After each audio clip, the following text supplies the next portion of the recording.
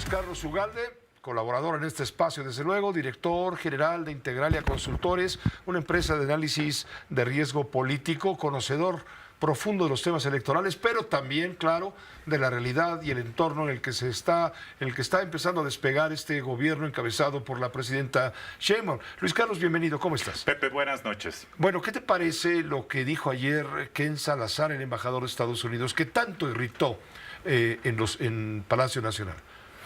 Bueno, creo que tiene razón, pero lo dice muy tarde y como dijo Sheinbaum hoy en la mañana, es incongruente porque durante 5 años se dedicó a ser palero del gobierno, del presidente en particular, y ahora ya que va de salida, empieza a cuestionarlo. Entonces, lo que dice es real, pero me parece que es demasiado tarde y me parece que es además incongruente. ¿Crees tú que esta nueva reestructuración, la reestructuración pues de la Supersecretaría de Seguridad, lo comentábamos con Jorge Fernández Menéndez hace un rato, va a ser el camino, el paso que se necesita para resolver el problema que nos importa a nosotros, que es la seguridad, independientemente de cómo nos está viendo Estados Unidos? Yo creo que esa es una de las áreas de oportunidad de este gobierno. Yo creo que esa es una de las áreas donde se están tomando decisiones con ciencia y con responsabilidad. Hay otras áreas en donde se están dando bandazos, malas decisiones, pero yo creo que en seguridad pública hay la oportunidad de que haciendo bien las cosas como parece que se están haciendo, a largo plazo, y con un profesional como es García Harfuch, las cosas puedan empezar a dar resultados en los próximos meses. Ojalá así sea.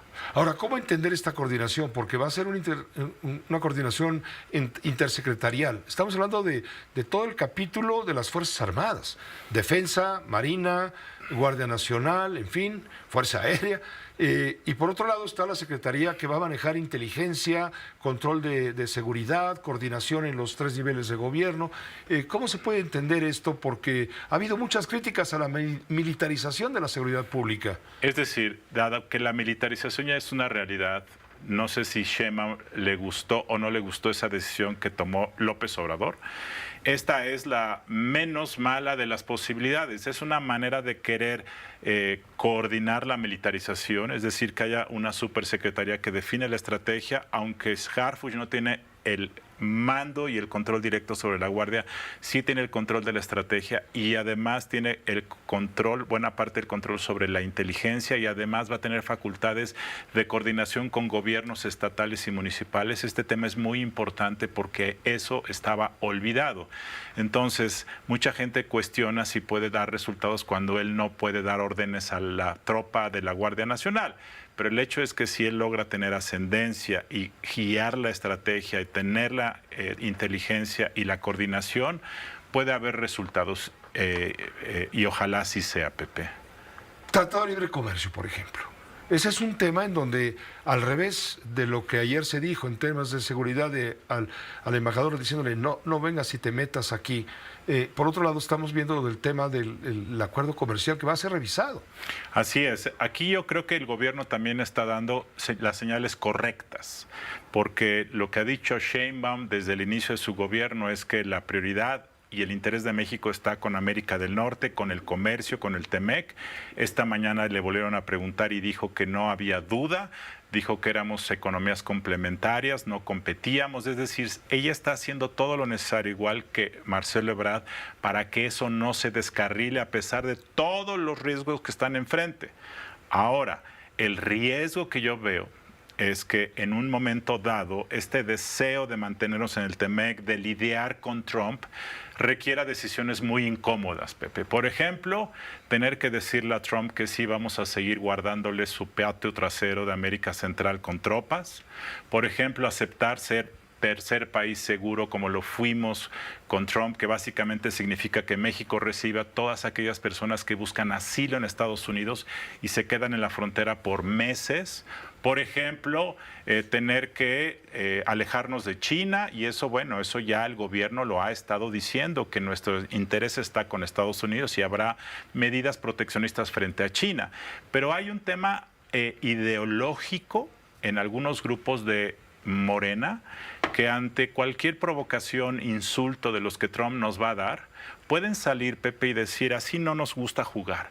Y vale más la soberanía que el comercio. Y vale más ser independientes que ganar con exportaciones. Y en ese momento las cosas se pueden complicar, porque aunque Sheinbaum quiera mantener el cauce con América del Norte, te aseguro que van a surgir esas voces cuando Trump se ponga altanero, ofensivo. Entonces, yo creo que el interés de México está en América del Norte, yo creo que el interés del gobierno está en América del Norte, pero Trump va a dar manotazos, va a querer imponer y ese estilo puede producir chispas, Pepe. Ya estás viendo los nombramientos de Trump, de los los funcionarios importantes que van a tener que ver con México. Estamos hablando de seguridad interior, Homeland Security, estamos viendo el ICE, aduanas e inmigración, estamos viendo el SAR de la frontera norte, estamos viendo la señora responsable de las 18 agencias de seguridad nacional de los Estados Unidos, que tiene mucho que ver con México, en fin. El secretario de Estado, Marco Rubio, por ejemplo. Marco Rubio, secretario de Estado, que es un adversario rotundo y declarado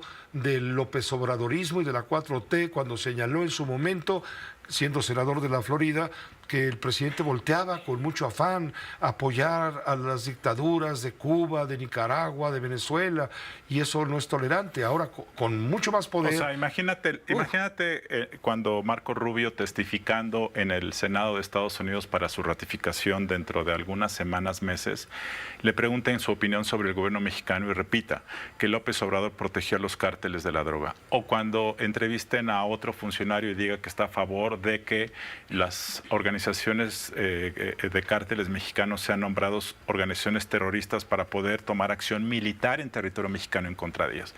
En ese momento, el gobierno va a tener que salir a presentar una queja. Imagínate a López Obrador, cuya sombra está presente cuando empiecen a atacarlo más frontalmente. Entonces, esos momentos van a chocar con el interés estratégico del gobierno de mantenernos en el TEMEC. Esa ambivalencia o ese contrapeso o esa fricción que puede darse me preocupa mucho, porque en un momento dado Claudia Sheinbaum se puede sentir muy incómoda, se puede sentir muy frágil y puede dar el giro para alejarse de Washington y eso puede entonces tornar la revisión del TEMEC en algo complicado. Y quiero comentarte además algo.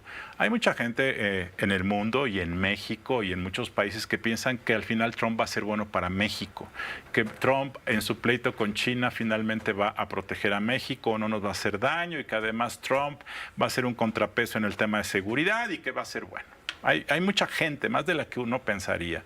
Y hay otros, yo entre ellos, que piensan que es un riesgo para el mundo y es un riesgo para México. En una de esas, Pepe, el balance hace que México salga beneficiado porque el pleito con China se sale de control y México se beneficia, o porque el gobierno de Sheinbaum es hábil, es transaccional y negocia hábilmente y entonces salimos avante.